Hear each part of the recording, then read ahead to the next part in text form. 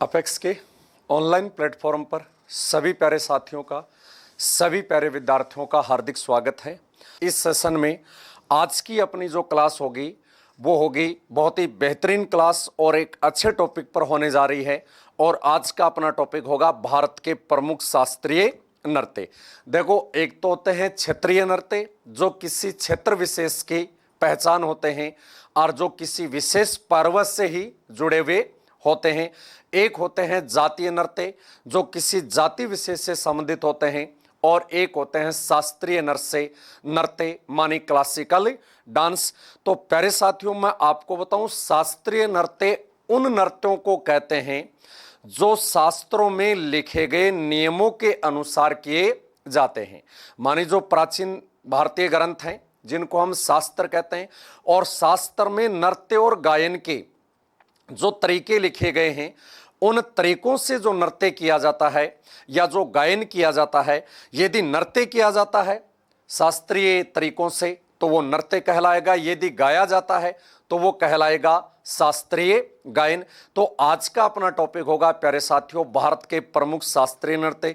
देखो, भारत के पास वर्तमान में 28 राज्य हैं और केंद्र शासित प्रदेश हैं, और 28 राज्यों में से भारत के पास केवल 8 ही शास्त्रीय नृत्य हैं जो आपको सामने स्क्रीन पे दिख रहे होंगे कि भारत के पास केवल 8 शास्त्रीय नृत्य हैं। अलग अलग नृत्य के तस्वीरों के साथ आपके समक्ष प्रस्तुत किया गया है, और इनमें से एक दो नृत्य तो ऐसे हैं जो एक ही राज्यों के हैं। तो मेरा कहने का मतलब यह है कि भारत के 7 राज्यों के पास 8 शास्त्रीय नृत्य हैं, कि भारत के 7 राज्यों के पास 8 शास्त्रीय नृत्य हैं। और प्यारे साथियों, भारतीय नृत्य और भारतीय संगीत की जो उत्पत्ति है ना, वो सामवेद से मानी जाती है। वेद कितने हैं प्यारे साथियों? 4 वेद हैं, ऋग्वेद, यजुर्वेद, सामवेद, अथर्ववेद। और भारतीय संगीत और नृत्य की उत्पत्ति किससे मानी जाती है? भारतीय संगीत और नृत्य की उत्पत्ति सामवेद से मानी जाती है, और सामवेद प्यारे साथियों सोम देवता को समर्पित है। ठीक है, तो ये भी आपको ध्यान में रखना है। और एक और मैं आपको यहां पर जानकारी अभी दूंगा। पहले तो ये देखते हैं, शास्त्रीय नृत्य कला वह नृत्य रूप है जो सीखने वाले को प्राचीन भारतीय परंपरा से जोड़ती है। मानी जो शास्त्रीय नृत्य है वो हमें प्राचीन भारतीय परंपरा से जोड़ता है। क्यों? क्योंकि प्यारे साथियों, शास्त्रीय नृत्य शास्त्रों में लिखे गए नियमों के अनुसार किया जाता है, और शास्त्रों में जो नियम लिखे हुए हैं वो प्राचीन भारतीय परंपरा का जीता जागता उदाहरण है। अधिकांश शास्त्रीय नृत्य रूपों की उत्पत्ति मंदिरों में हुई। मानी जो भारत के अधिकांश शास्त्रीय नृत्य हैं उनकी उत्पत्ति मंदिरों से, और मंदिरों से मैं ये कहूं तो भक्ति से मानी जाती है। अधिकांश जो शास्त्रीय नृत्य हैं उनकी उत्पत्ति मंदिरों या भक्ति से मानी जाती है। भक्ति और आराधना शास्त्रीय नृत्य का मुख्य उद्देश्य है। यह भी आपको ध्यान में रखना, कई बार एग्जाम में क्वेश्चन आ सकता है कि भक्ति और आराधना कौन से नृत्य का मुख्य आधार है, तो वो है प्यारे साथियों शास्त्रीय नृत्य। बाद में मनोरंजन के लिए दरबारों में भी मानी, पहले तो केवल भक्ति के लिए और साधना के लिए, आराधना के लिए मंदिरों में यह नृत्य किया जाता था देवी देवताओं के सामने। और उसके बाद में धीरे धीरे ज्यों ही भारत में राजतंत्र हुआ तो राजाओं के सामने और राज दरबार में भी ये शास्त्रीय नृत्य किया जाने लगा था। तो ये है प्यारे साथियों भारत के 8 शास्त्रीय नृत्य। यदि आपसे क्वेश्चन पूछ ले भारत के पास कुल कितने शास्त्रीय नृत्य हैं? 8। यदि आपसे क्वेश्चन पूछ ले तो भारत की शास्त्रीय भाषाएं कितनी हैं, तो प्यारे साथियों भारत की शास्त्रीय भाषाएं हैं 6। शास्त्रीय भाषाएं कौन सी है? 6। और उन 6 भाषाओं को भी मैं आपको एक वीडियो के माध्यम से समझाने का कभी टाइम मिलेगा तो प्रयास करूंगा। संस्कृत को भाषाओं की जननी कहते हैं, संस्कृत को भाषाओं की माता कहते हैं, जैसे सरस्वती को नदियों की जननी या नदीतमा या नदियों की माता कहते हैं। तो ये रहे भारत के 8 शास्त्रीय नृत्यों के सचित्र। और भारत का पहला शास्त्रीय नृत्य है भरतनाट्यम। और भरतनाट्यम शास्त्रीय नृत्य कहाँ का है प्यारे साथियों? भरतनाट्यम शास्त्रीय नृत्य तमिलनाडु का है, और भरतनाट्यम के जनक माने जाते हैं भरत मुनि। भरतनाट्यम के जनक कौन माने जाते हैं? भरतनाट्यम के जनक हैं प्यारे साथियों भरत मुनि। दूसरा शास्त्रीय नृत्य है कथक, मानी कथा को कहने वाला। और कथक प्यारे साथियों उत्तर भारत मानी उत्तर प्रदेश व राजस्थान का शास्त्रीय नृत्य है। और कथक नृत्य के प्रवर्तक माने जाते हैं भानुजी महाराज। कथक नृत्य के प्रवर्तक कौन माने जाते हैं? भानुजी महाराज जो हैं कथक नृत्य के प्रवर्तक माने जाते हैं। कथकली नृत्य केरल का है जो दक्षिणी भारत का एक राज्य है। कुचिपुड़ी आंध्र प्रदेश का शास्त्रीय नृत्य है। मणिपुरी मणिपुर का है। ओडिसी शास्त्रीय नृत्य ओडिशा का है। सत्रीय शास्त्रीय नृत्य आसाम या असम राज्य का है। और मोहिनीअट्टम केरल का है। तो प्यारे साथियों इस स्लाइड से आपको क्या पता चला कि भारत के राज्य कितने? 7। देखो केरल के पास 2 शास्त्रीय नृत्य हैं। केरल का एक शास्त्रीय नृत्य है कथकली और एक है मोहिनीअट्टम। तो भारत का कौन सा राज्य है जिसके पास 2 शास्त्रीय नृत्य हैं? तो केरल राज्य के पास एक मोहिनीअट्टम और एक कथकली शास्त्रीय नृत्य है। राजस्थान और उत्तर प्रदेश का कौन सा है? कथक। या उत्तर भारत का कथक है जिसका उद्देश्य है कथा को कहने वाला। कुचिपुड़ी आंध्र प्रदेश का है। कई बार प्यारे साथियों यहां से क्वेश्चन सुमेलित करने वालों में भी ऐसे भी 4 ऑप्शन देके आगे 4 राज्य दे देते हैं, कौन सा गलत है, कौन सा त्रुटिपूर्ण है या कौन सा सही सुमेलित नहीं है। या कई बार सीधा पूछ लेते हैं कुल शास्त्रीय नृत्य कितने हैं। तो इन सभी 8 के 8 शास्त्रीय नृत्य का हम थोड़ा सा विस्तृत व्याख्यात्मक अध्ययन करते हैं। तो सबसे पहले हम देखते हैं भारत का पहला शास्त्रीय नृत्य है भरतनाट्यम। भारत का पहला शास्त्रीय नृत्य कौन सा है? भरतनाट्यम। अभी अभी पढ़कर आए भरतनाट्यम कौन से राज्य का है? तमिलनाडु का। और यह है भरतनाट्यम के नृत्य का जो स्वरूप है आपके सामने चित्र के रूप में बताया गया है कि ये जो नृत्यांगनाएं हैं, डांसर हैं, क्लासिकल डांसर हैं और ये भरतनाट्यम नृत्य की मुद्रा में है। तो देखो भरतनाट्यम तमिलनाडु राज्य का और भारत का सबसे पुराना शास्त्रीय नृत्य माना जाता है जो शास्त्रों में लिखे गए नियमों के अनुसार किया जाता है। भरतनाट्यम में 3 घराने प्रचलित हैं। जैसे प्यारे साथियों ध्यान देना कथक नृत्य में भी 3 घराने प्रचलित हैं। कौन कौन से कथक में? जयपुर घराना, बनारस घराना और लखनऊ घराना। मानी कथक नृत्य के भी 3 घराने हैं, एक जयपुर, एक लखनऊ, एक बनारस। बनारस और लखनऊ तो यूपी के घराने हैं और जयपुर राजस्थान का घराना है। वैसे भरतनाट्यम के भी कितने घराने प्रचलित हैं? भरतनाट्यम के भी 3 घराने प्रचलित हैं जिसमें एक तंजौर, कांजीपुरम और पंडनलुन। तो आपसे कई बार आपने देखा होगा प्यारे साथियों, कई बार यह सीधा क्वेश्चन पूछा जा सकता, तंजौर कहां स्थित है? तमिलनाडु में। कांचीपुरम या कांजीपुरम कहां स्थित है? तमिलनाडु में। पंडनलुन कहां स्थित है? तमिलनाडु में स्थित है। ठीक है, तो ये तीनों घराने आपको ध्यान में रखने हैं। यहां से क्वेश्चन क्या बन सकता है कि निम्नलिखित में से कौन सा भरतनाट्यम का घराना नहीं है? तो भरतनाट्यम में 3 तो ये देंगे और चौथा कोई अलग दे देंगे।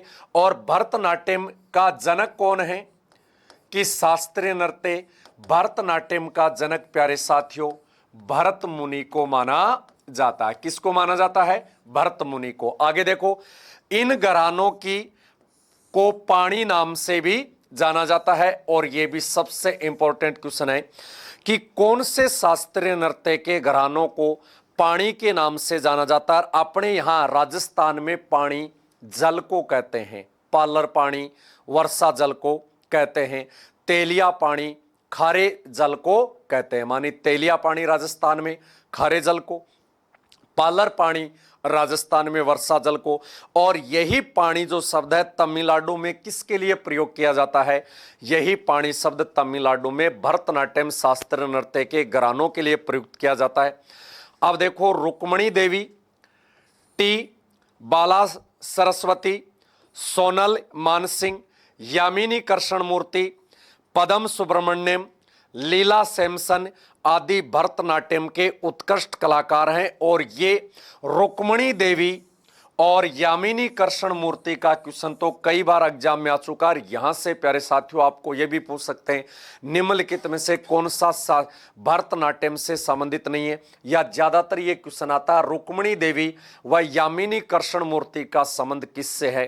तो प्यारे साथियों रुक्मणी देवी या यामिनी कृष्ण मूर्ति का संबंध है तमिलनाडु के शास्त्रीय नृत्य भरतनाट्यम से, और ये भारत का सबसे प्राचीन और पहला शास्त्रीय नृत्य माना जाता है भरतनाट्यम।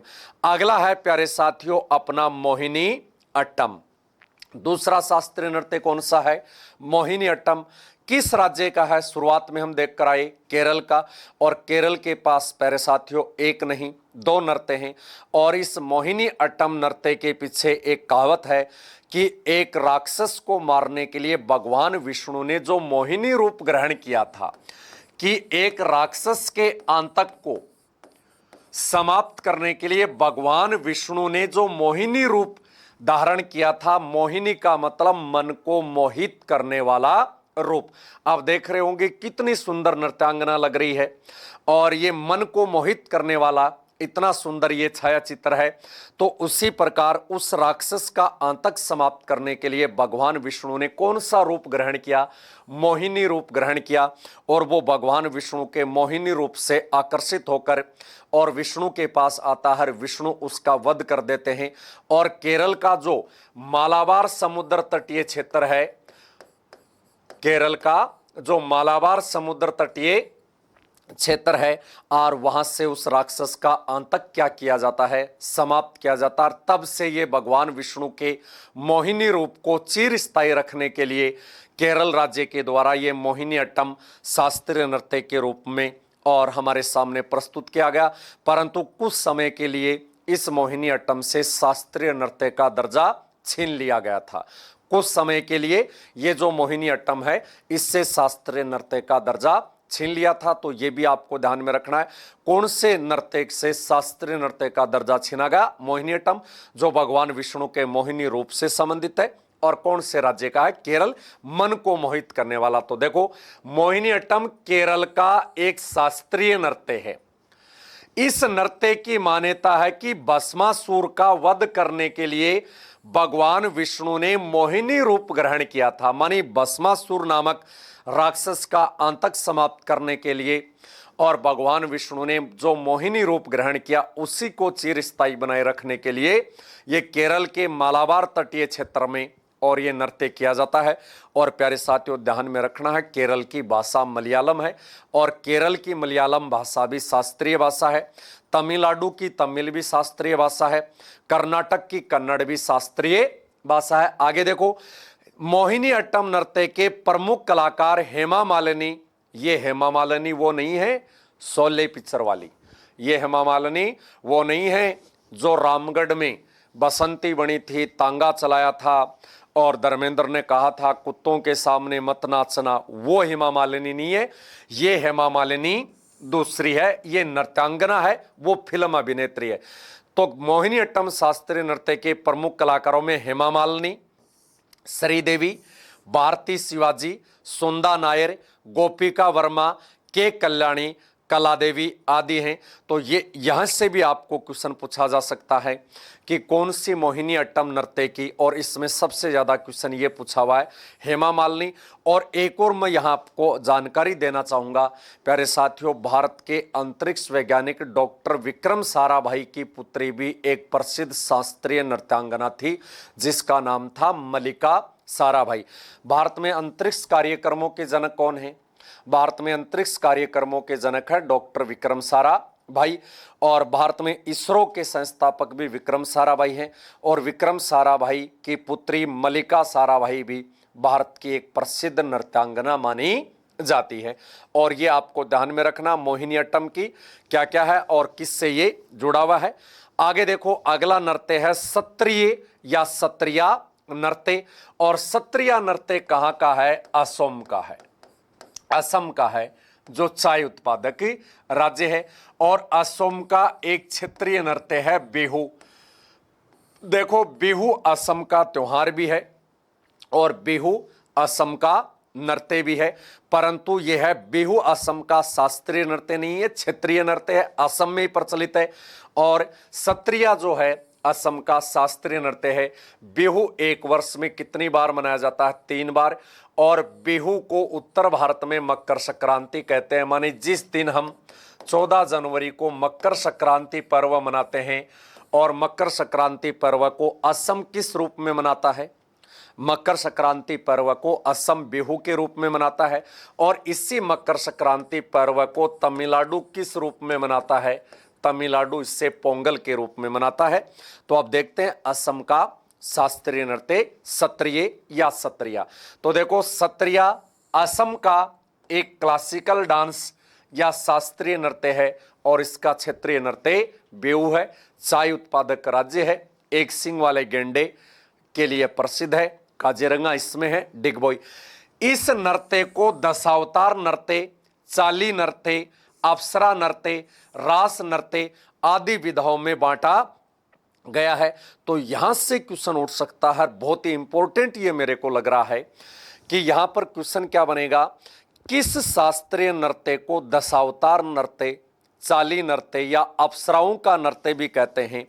अप्सराएं कहां रहती थी? अप्सराएं इंद्र के दरबार में रहती थी। तो इंद्र के दरबार की अप्सराओं का नृत्य कौन सा है? सत्रिय नृत्य है। और इस इंद्र के दरबार की प्रसिद्ध अप्सरा कौन थी? मेनका। और मेनका ने राजस्थान के पुष्कर में आकर किसकी तपस्या भंग की? ऋषि विश्वामित्र की। और उसी ऋषि विश्वामित्र और उस अप्सरा मेनका से क्या जन्मी? एक बालिका जन्मी जिसका नाम था शंकुतला। और उसी बालिका शंकुतला का बेटा भरत, और भरत के नाम पर हमारे देश का नाम क्या पड़ा? भारत नाम पड़ा था। तो इस असम के क्षत्रिय नृत्य को दशावतारों का नृत्य, चाली नृत्य, अप्सराओं का नृत्य, रास नृत्य आदि विधाओं में से बांटा गया है। इस नृत्य के प्रमुख कलाकार कृष्णाक्षी कश्यप, रामकृष्ण तालुकदार आदि हैं। माने कृष्णाक्षी कश्यप और रामकृष्ण तालुकदार इस शास्त्रीय नृत्य के प्रमुख कलाकार माने जाते हैं। और ये बीच वाली लाइन इसकी सबसे इंपॉर्टेंट है। इसे दशावतार नृत्य, इससे चाली नृत्य, अप्सराओं का नृत्य या इससे रास लीलाओं का नृत्य भी कहा जाता है। देवताओं की रास लीलाओं का नृत्य भी कहा जाता है। अगला है ओडिसी शास्त्रीय नृत्य। नाम से पता चल रहा है उड़ीसा का है। और ओडिसी शास्त्रीय नृत्य की नृत्यांगनाओं को प्यारे साथियों देवदासी कहते हैं, मानी देवताओं की दासियां। ओडिसी शास्त्रीय नृत्य है जो उड़ीसा का है। और उड़ीसा में ही है जगन्नाथपुरी, उड़ीसा में ही है कोणार्क का सूर्य मंदिर, उड़ीसा में ही होती है रथ यात्रा। और उड़ीसा के पुरी में भगवान जगन्नाथ की रथ यात्रा का प्रसिद्ध नृत्य है ये। उड़ीसा में भगवान जगन्नाथ की रथ यात्रा जो निकाली जाती है, उस रथ यात्रा का प्रसिद्ध शास्त्रीय नृत्य है ओडिसी। और ये उड़ीसा का है। और जिसी उड़ीसा में राजधानी भुवनेश्वर में लिंगराज का मंदिर है, कोणार्क का सूर्य मंदिर है जिसका चित्र 10 रुपए के नोट पर है, पुरी में भगवान जगन्नाथ का मंदिर है। तो देखो, ओडिसी ओडिशा राज्य का शास्त्रीय नृत्य है। इस नृत्य का उल्लेख कोणार्क के सूर्य मंदिर के शिलालेख में मिलता है। ये क्वेश्चन तो कई बार एग्जाम में आ चुका है कि ओडिसी शास्त्रीय नृत्य का उल्लेख किस में मिलता है? तो ओडिसी शास्त्रीय नृत्य का उल्लेख कोणार्क के सूर्य मंदिर के लेख में मिलता है। कोणार्क का सूर्य मंदिर चंद्रभागा नदी के मुहाने पर स्थित है। और कोणार्क का सूर्य मंदिर को प्यारे साथियों ब्लैक पगोड़ा भी कहते हैं। कोणार्क के सूर्य मंदिर को क्या कहते हैं? कोणार्क के सूर्य मंदिर को ब्लैक पगोड़ा भी कहते हैं। और ये कोणार्क का जो सूर्य मंदिर है विश्व धरोहर सूची में शामिल है। और प्यारे साथियों, कोणार्क के सूर्य मंदिर का चित्र 10 रुपए के नोट पर भी अंकित है। आगे देखो, अगले वाली लाइन बड़ी ही तगड़ी लाइन है कि यह नृत्य त्रिभंग मुद्रा में किया जाता है। ये रही देखो त्रिभंग मुद्रा, मानी इसमें लग रही है ना कि यह 8 शास्त्रीय नृत्यों में से एकमात्र ऐसा शास्त्रीय नृत्य है जो त्रिभंग मुद्रा में किया जाता है। इसको करने वाली महिलाओं को, इनको क्या कहते हैं? देव दासी कहते हैं इनको। जो भी इसकी नृत्यांगना होती है उससे क्या कहते हैं, देवदासी। और आपको लग रहा होगा ये त्रिभंग मुद्रा में ये नृत्य किया जा रहा है, तो ये भारत का एक ऐसा शास्त्रीय नृत्य है जो त्रिभंग मुद्रा में किया जाता है। इस नृत्य के प्रमुख कलाकार मोहन महापात्र, पंकज चरणदास, सोनल मानसिंह और माधवी मुदगल हैं। ये कई बार ये एग्जाम में आया हुआ क्वेश्चन है। ये माधवी मुदगल का संबंध किससे है, तो माधवी मुदगल का जो संबंध है वो ओडिसी शास्त्रीय नृत्य से है, जिसका उल्लेख हमें कोणार्क सूर्य मंदिर के शिलालेख से मिलता है। और प्यारे साथियों ध्यान में रखना, इस उड़ीसा को भारत के राष्ट्रगान में उत्कल के नाम से संबोधित किया गया है। और इस उड़ीसा में मंदिर थे जो मैंने बताई, और इसी उड़ीसा का पुराना नाम कलिंग है।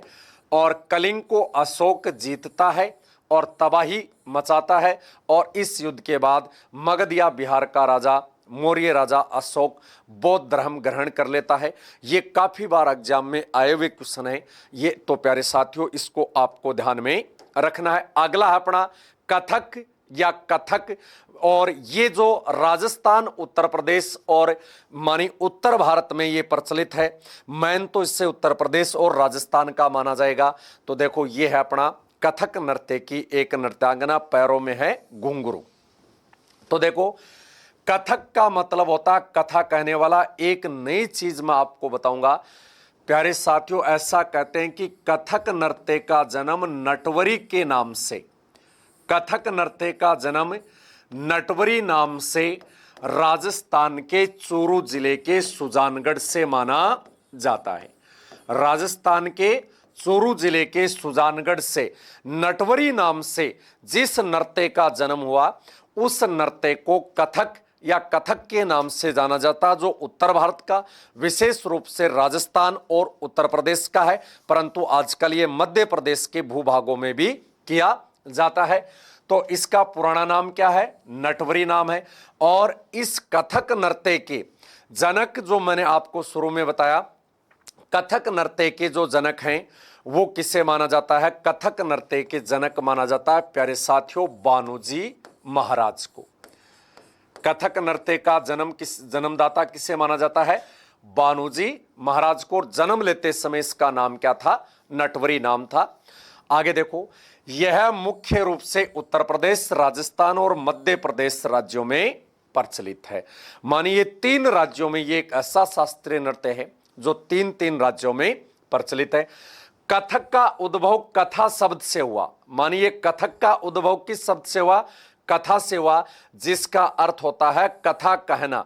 मानी कथक का शाब्दिक अर्थ होता है कथा कहने वाला, कथा कहने वाला। आगे देखो, इस नृत्य से जुड़े प्रमुख कलाकार पंडित बिरजू महाराज, पंडित लच्छू महाराज, सुखदेव महाराज, सितारा देवी व पंडित जयपाल हैं। और प्यारे साथियों इस एक क्वेश्चन आपके बनेगा कि शास्त्रीय कथक शास्त्रीय नृत्य को विश्व भर में विख्यात किसने किया, तो कथक शास्त्रीय नृत्य को विश्व भर में विख्यात किया प्यारे साथियों बिरजू महाराज। और जिन बिरजू महाराज का हाल ही में जयपुर में निधन हुआ है, जिन बिरजू महाराज का हाल ही में जयपुर में क्या हुआ है, इनका निधन हुआ है बिरजू महाराज जी का। और बिरजू महाराज जी ने इस कथक नृत्य को विश्व भर में विख्यात किया, या कथक नृत्य को विश्व भर में विख्यात करने का श्रेय किनको जाता है, बिरजू महाराज को। प्रवर्तक या जनक बानूजी महाराज। और इसका पुराना घराना, यदि आपसे पूछ ले कथक नृत्य का प्राचीन घराना कौन सा है, तो प्यारे साथियों कथक नृत्य का प्राचीन घराना जयपुर। वर्तमान घराना कौन सा है, लखनऊ और बनारस। वर्तमान घराना कौन सा है, लखनऊ और बनारस। लखनऊ और बनारस तो यूपी में है, जयपुर अपना राजस्थान की राजधानी है, लखनऊ उत्तर प्रदेश की राजधानी है, बनारस को काशी या वाराणसी के नाम से भी जाना जाता है। तो आपसे यह भी पूछा जा सकता है कि कथक नृत्य का आदिम या प्राचीन घराना, तो आदिम या प्राचीन घराना जयपुर, वर्तमान घराने हैं लखनऊ और बनारस जो भारत के उत्तर प्रदेश में है, और ये कई विशेष अवसरों पर ये मध्य प्रदेश में भी किया जाता है। अगला है कथकली शास्त्रीय नृत्य। कौन सा है? कथकली। और ये भी केरल का है। मैंने आपको बताया था ना शुरू में कि केरल के 2 शास्त्रीय नृत्य हैं। तो देखो कथकली, ये कुछ अलग लग रहा ना प्यारे साथियों, देखो आपको ये कुछ अलग प्रकार का ही लग रहा। तो देखो कथकली दक्षिणी भारत के केरल राज्य की प्रमुख शास्त्रीय नृत्य विधा है। इस नृत्य में नर्तक के द्वारा रामायण महाभारत व पुराणों के चरित्र का अभिनय किया जाता है। ये चीज सबसे बड़ी है कि एकमात्र शास्त्रीय नृत्य कौन सा है जिसमें रामायण महाभारत या जो पुराण हैं, पुराण कितने हैं? 18 पुराणों में जो भी विशेष जो चरित्र होता है, माने जो प्राचीन शास्त्रीय ग्रंथ होते हैं जिनमें रामायण, महाभारत, श्रीमद् भगवत गीता, छंद, उपनिषद, पुराण, और इन पुराणों की कोई पौराणिक आख्यान पर आधारित जो नृत्य किया जाता है वो कथकली होता है। तो ये कथकली 8 शास्त्रीय नृत्यों में एक ऐसा शास्त्रीय नृत्य है जो पौराणिक कथाओं पर या पौराणिक पात्रों पर आधारित होता है। इस नृत्य के प्रमुख कलाकार कृष्ण नायर, कृष्णन कुटी, शांता राव और रीता गांगुली है। ये इनका बार बार पूछा जाता है कि रीता गांगुली का संबंध देखो, गांगुली जो होते हैं वो बंगाल के हैं। मानी अपने कई बार दिमाग लगा के भी हर क्वेश्चन पढ़ के सही नहीं होता, कुछ का दिमाग लगाई। अब रीता गांगुली नाम आते अपना दिमाग जाएगा कि यार ये तो गांगुली तो कहाँ रहते हैं, गांगुली तो बंगाल में, तो ये केरल में क्या जाएंगे। तो इसीलिए तो पूछते हैं, साइकोलॉजी चेक करते हैं। ये क्वेश्चन इनका पूछा। और रीता गांगुली का संबंध किससे है? कथकली शास्त्रीय नृत्य से है जो केरल का। और केरल का प्यारे साथियों जैसे मैंने बताया अभी तमिलनाडु का प्रमुख त्योहार पोंगल है, तमिलनाडु का प्रमुख शास्त्रीय नृत्य भरतनाट्यम है। तो केरल के पास तो 2 शास्त्रीय नृत्य हैं, एक पढ़ के आई अभी मोहिनीअट्टम, एक कथकली। और केरल का प्रमुख त्योहार है ओणम और केरल की भाषा है मलयालम। अगला है अपना कुचिपुड़ी। अगला है अपना कुचिपुड़ी और यह है कुचिपुड़ी नृत्य का चित्र। तो देखो कुचिपुड़ी आंध्र प्रदेश का प्रमुख शास्त्रीय नृत्य है। इस शैली के प्रमुख नाटक दशावतार शब्दम, मंडूक शब्दम, प्रहलाद शब्द और श्रीराम पट्टाभिषेकम आदि हैं। माने यहां पर आप इसको ऐसे समझो कि कुचिपुड़ी जो आंध्र प्रदेश का शास्त्रीय नृत्य है उसके प्रमुख नाटक दशावतार क्या क्या हैं? शब्दम, मंडूक, मंडूक शब्दम, प्रहलाद शब्द और श्रीराम पट्टाभिषेकम है। इस शैली के मानी कुचिपुड़ी शास्त्रीय नृत्य शैली के सर्वाधिक प्रसिद्ध गुरु चेना सत्यम है। ये भी एग्जाम में पूछा हुआ क्वेश्चन है, ये तो एनडीए में आया हुआ क्वेश्चन है ये कि चेना सत्यम का संबंध किससे है? तो कुचिपुड़ी जो शास्त्रीय नृत्य है उससे संबंधित है चेना सत्यम, उससे संबंधित है चेना सत्यम। एवं इसके प्रमुख कलाकार हैं राजा रेड्डी, राधा रेड्डी और यामिनी रेड्डी और भावना रेड्डी। और रेड्डी आपको पता ही है हैदराबाद और तेलंगाना में रेड्डी रहते हैं और रेड्डी नाम उन्हीं के लगता है। तो आपको रेड्डी नाम से जो है यहां पर बस इतना ध्यान में रख सकते हो कि रेड्डी नाम के कलाकारों का संबंध किस शास्त्रीय नृत्य से है।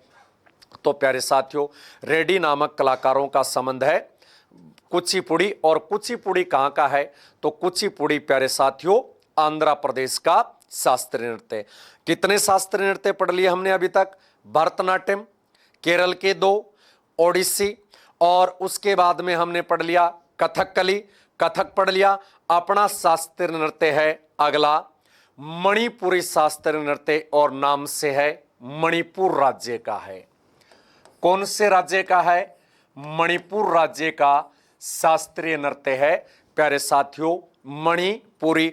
और मणिपुरी भारत का एक पहाड़ी राज्य है और ये मणिपुर राज्य म्यांमार देश की सीमा पर है। और मणिपुर में प्यारे साथियों विश्व प्रसिद्ध लोकटक झील भी है। मणिपुर में विश्व प्रसिद्ध तैरता हुआ बाघ केबुल लामजाओ बाघ भी है। तो देखो मणिपुरी शास्त्रीय नृत्य की नृत्यांगनाएं वो रही। तो देखो मणिपुरी कहाँ का शास्त्रीय नृत्य है? मणिपुर का। इस नृत्य शैली में राधा कृष्ण की रास लीलाओं का आयोजन किया जाता है। ये इसकी सबसे इंपॉर्टेंट लाइन है कि कौन से शास्त्रीय नृत्य में भगवान कृष्ण और राधा की और भगवान कृष्ण और उनकी गोपियों की रास लीलाओं का आयोजन होता है। तो देखो ये तो बनी हुई है राधा और ये हैं कृष्ण बने हुए, ये रही बांसुरी। तो भगवान कृष्ण और राधा, भगवान कृष्ण व उसकी गोपियों की रास लीलाओं का जो आयोजन है वो कौन से शास्त्रीय नृत्य में होता है? मणिपुरी शास्त्रीय नृत्य में होता है। और प्यारे साथियों, इस शास्त्रीय नृत्य के प्रमुख कलाकार जावेरी बहनें हैं। ये क्वेश्चन बहुत बार एग्जाम में आया हुआ, सीधा सीधा क्वेश्चन आता है, जावेरी बहनों का संबंध किससे है? तो जावेरी बहनों का संबंध है मणिपुरी शास्त्रीय नृत्य से। उन जावेरी बहनों के नाम क्या हैं? दर्शन, नैना और सुवर्णा। कई बार सीधा सीधा क्वेश्चन आ जाता है कौन सी जावेरी बहनों में या मणिपुरी शास्त्रीय नृत्य की नृत्यांगनाओं में शामिल नहीं है? तो दर्शन, नैना और सुवर्णा को क्या कहते हैं? जावेरी बहनें और मणिपुरी नृत्य की नृत्यांगनाएं कहते हैं। कलावती देवी, गुरु नव कुमार, कलावती देवी, गुरु नव कुमार, रीता देवी व बिपिन सिंह इस मणिपुरी शास्त्रीय नृत्य के अन्य प्रमुख कलाकार माने जाते हैं। अन्य क्या माने जाते हैं? अन्य प्रमुख ये जो हैं कलाकार प्यारे साथियों ये माने जाते हैं।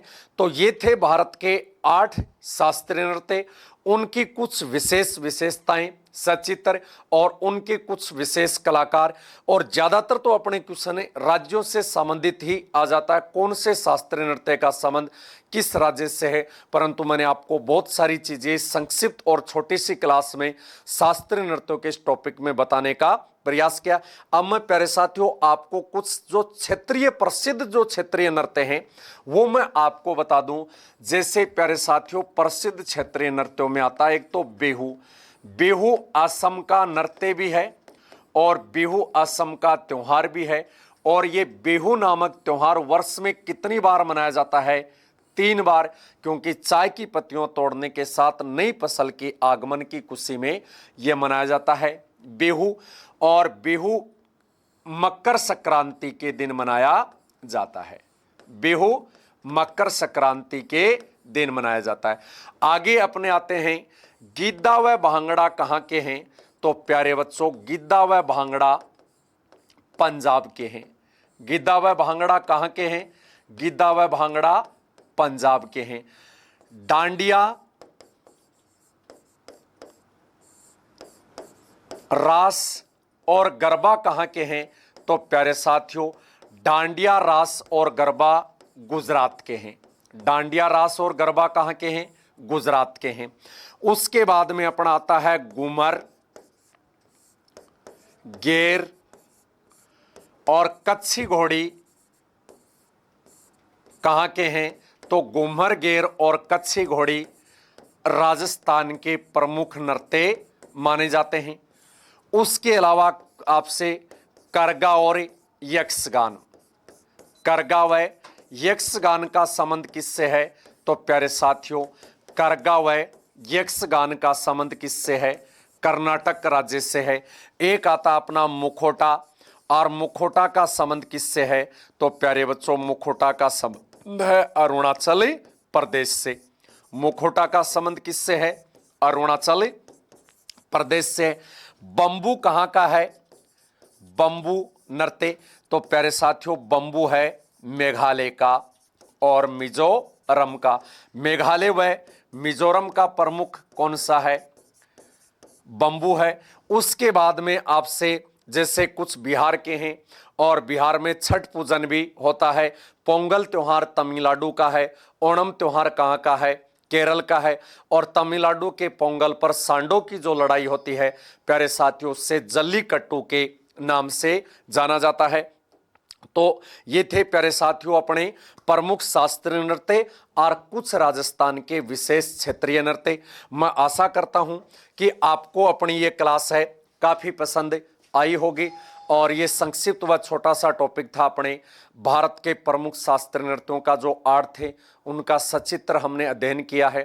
तो आज के लिए प्यारे साथियों इतना ही, मिलते हैं नेक्स्ट टाइम किसी नेक्स्ट टॉपिक, राचिक टॉपिक, नए टॉपिक के साथ।